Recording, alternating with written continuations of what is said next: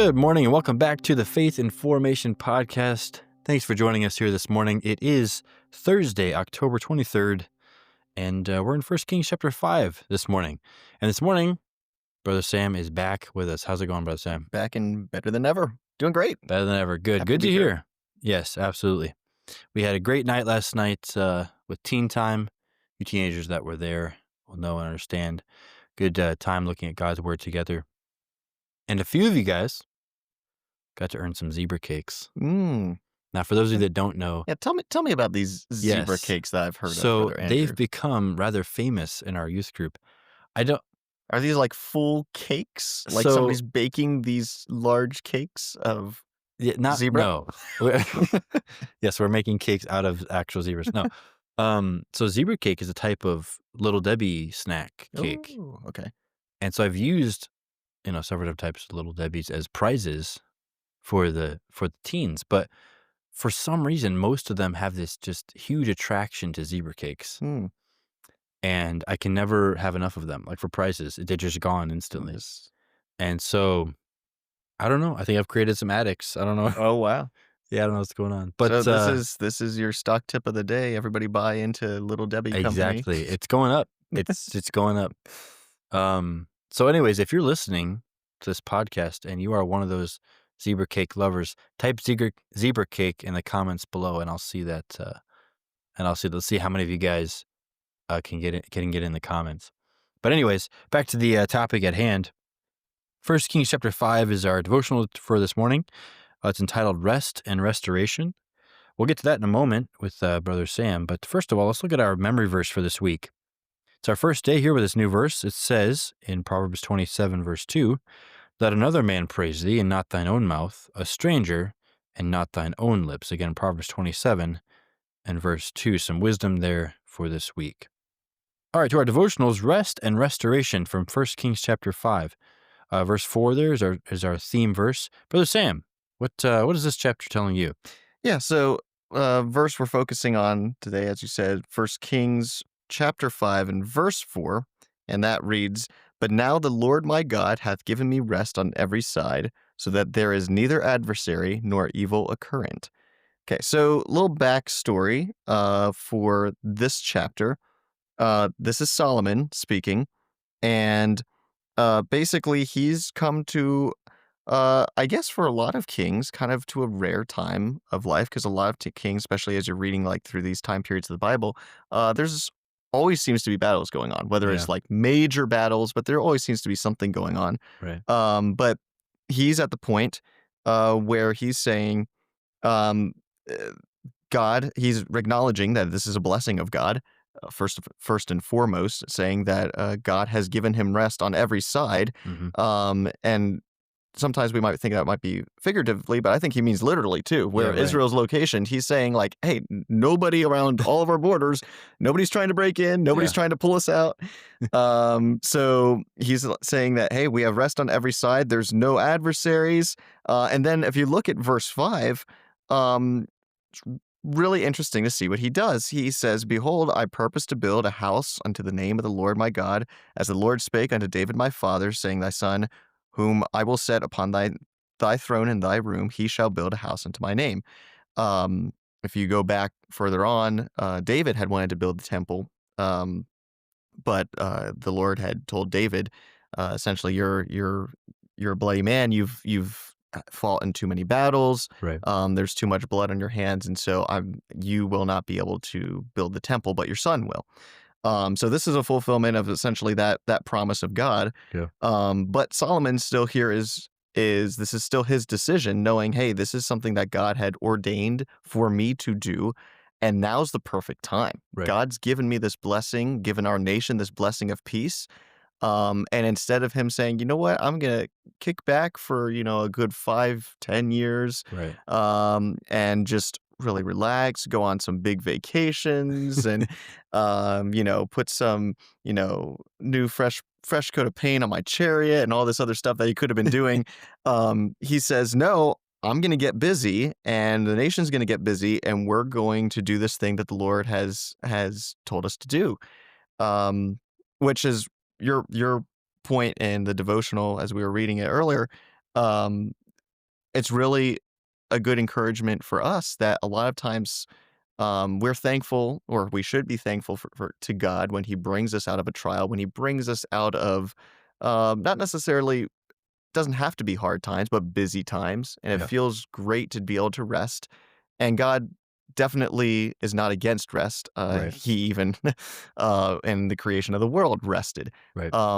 But I think it's a great encouragement to us to, as you said in the devotional, not just kick our feet up when God has given us blessings of peace, but to be able to think, what can I continue to do for God with this extra time, these extra opportunities that He's given us? Yeah. Right. A very, very good point. Um, I think something you mentioned earlier where if you look through a lot of history, I mean, take a history class, one of the ways that you can go throughout the history of the world is essentially from war to war, Yeah. right? This war and then this war and then that war and then this war. And you can almost chart a path through history by just looking at Hmm. turmoil, Yeah. all this conflict just constantly. And so here we have this time. Well, and by the way, especially when you're talking about Israel, I mean, they've just feels like conflict their entire existence, even to today. They're still having Right. issues. And so there's this pocket that's sort of given to them by God, like you mentioned. And I feel that we in today are a bit in that same situation. I don't know what war is like, right? I've never been anywhere near a war. Hmm. We hear about them on at other places, and um, but I've not been there. I live in a time of peace, really. Now there's obviously political unrest and things like that, but I'm not fighting a Right. battle, right? It's not affecting our everyday life. Yeah. Exactly. I live in really a prosperous time. So do we Right. all. And so it's easy to take that prosperous time and just start floating, just kind of going about living a nice, easy life, being satisfied with where we're at. Um, or really we should be pushing to try and build something, right? Kind of like Solomon did. And I think this is a great encouragement for us. There's a saying that I really like. I think it describes history very well. And it goes something like this. Um, Hard times produce strong men, then strong men produce easy times. Easy times produce weak men, and then weak men produce hard times. Mm. And it kind of shows you a cycle that it goes around like that. And I think it just speaks to human nature by saying that for some reason, we only ever rise to the challenge when the challenge is there, Right. right? If we live in an easy time, most people don't continue to push themselves to be better if there's not something at that moment pressing them to be better, Right. which is why I think that, people get fitness coaches and stuff instead of them doing it themselves is because they don't see that direct need at this moment to be in shape or to, grow in whatever way. Um, and that's just one example, but they're living in this sort of easy time where that necessity is not right in front of them, so they don't think that it's necessary that they grow. And that's a really good point. Even when you think just spiritually, like I'm just thinking of my own life, the times in my life that I've grown the most spiritually is when I've been in the biggest trials. Mhm. Um, and obviously that's not a given that you go through a trial and you come out more spiritual. There's choices Yeah, and sacrifice through that where you have to, you know, surrender to the Lord's will. sure. But I think of the times in my life where I've not grown as much, and it's never been through challenging times, it's been through the easy times because Yeah, it's so easy for us to take the blessings of God for granted. It's so easy for us to just um, kind of shift into neutral and just coast and say this is great.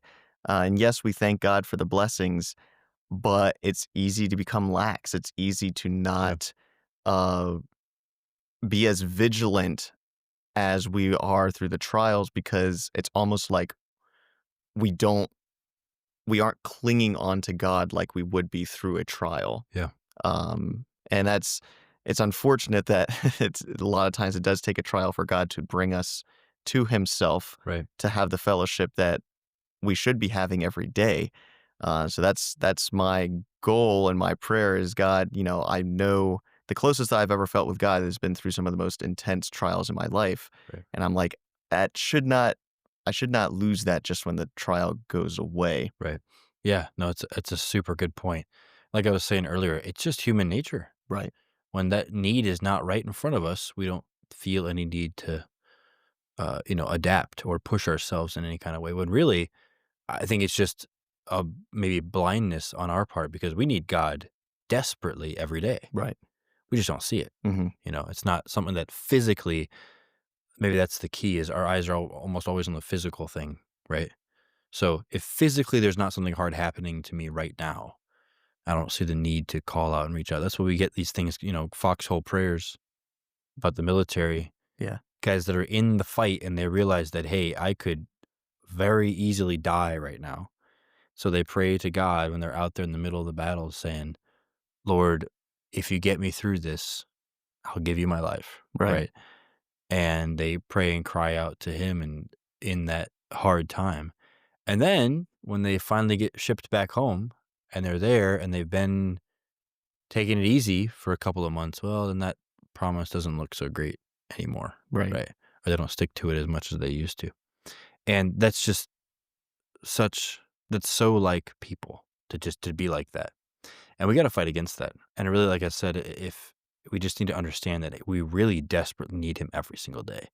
We don't see that because physically we're not in a hard time, but we really do need him every single day.